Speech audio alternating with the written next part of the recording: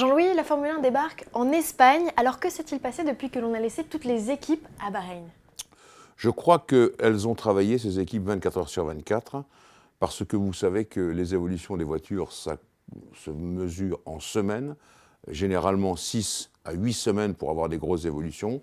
Et on savait très bien que le dernier coup de collier, avec ce petit repos, ce week-end de plus qu'il y a eu entre Bahreïn et l'Espagne, a aidé à améliorer encore, je dirais, la race de la Formule 1. Et toutes les équipes vont arriver avec vraiment des choses nouvelles, à savoir l'aérodynamique, les suspensions notamment, et puis la façon de gérer les courses, parce qu'on arrive à Barcelone, et Barcelone, c'est une autre histoire. Oui, mais Barcelone, Jean-Louis, c'est un circuit que tout le monde connaît sur le bout des doigts. Donc qu'est-ce qui va faire la différence? La voiture uniquement? Écoutez, oui, franchement, parce que justement, tous les pilotes le connaissent bien. Je vous rappelle que sur les 3 séances d'essai, les 2 dernières cet hiver ont eu lieu à Barcelone.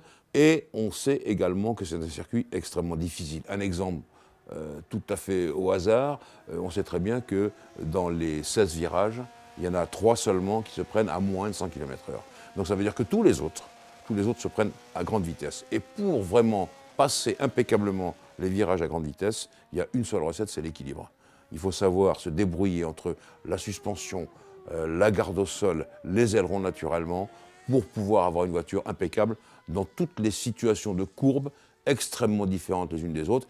Vous ne pouvez pas avoir trop de sous-virages, les pneus avant s'en vont, vous ne pouvez pas avoir trop de survirages parce que c'est difficile à conduire dans toutes les courbes dont on fait état. Il y a des montées, il y a des descentes, il y a un virage, le numéro 3 par exemple, qui est un virage complètement en dévers et difficile à accrocher parce qu'il est en montée. Il y a assez peu de freinage. Il y en a vraiment un très important au bout de la ligne droite, une ligne droite qui, je le rappelle, fait plus de 1000 mètres. Et qu'en l'occurrence, on traîne un gros aileron parce que le reste, c'est des courbes. Et donc, il faut aussi du moteur. Et les moteurs les plus puissants vont pouvoir se régaler. Et je crois que ça, c'est important. Le point spécifique à bien vérifier aussi, ce sont les qualifications. Parce que c'est un circuit très difficile de dépasser. Quand il y a beaucoup d'appui, c'est compliqué. Je dirais même que dans ces difficultés-là, c'est presque comme à Monaco. C'est Monaco le premier, hein, où c'est difficile de dépasser. Il y a Singapour et il y a Barcelone. Et donc, il va falloir se préparer très sérieusement aux qualifications pour essayer de partir en tête.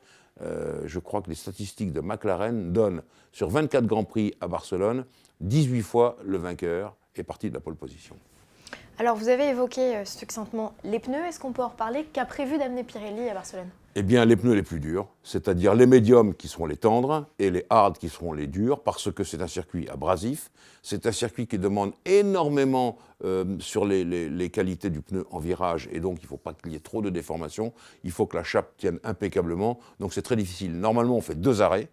Et on se sert souvent des médiums parce que la gomme est un peu plus tendre et un peu plus adhérente que sur les durs. Et en l'occurrence, ça donne des courses assez difficiles, assez délicates sur le plan de la gomme. Alors passé la Formule 1, quelques enclabures de là, à Monaco se déroulera le premier Grand Prix de Formule I, de la Formule électrique. Alors Jean-Louis, à votre avis, cette discipline qui compte de nombreux pilotes reconnus, et notamment Renault en termes d'écurie, a-t-elle un avenir? Est-ce qu'on peut imaginer quelque chose? Écoutez, on va voir ça. Monaco, c'est un test important parce que tous les autres e-prix, on va les appeler comme ça, hein, avec un petit E, de Formule électrique, ont eu lieu sur des circuits souvent en ville.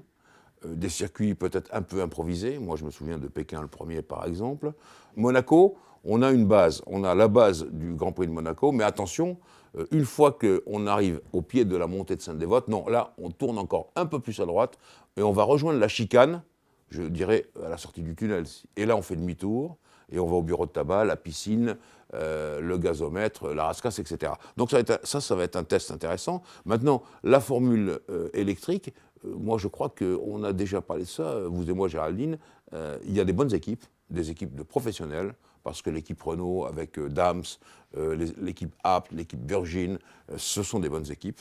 Et puis il y a des bons pilotes. Et donc ça c'est la base de la recette. Bonnes équipes, bons pilotes, on peut toujours avoir des choses intéressantes.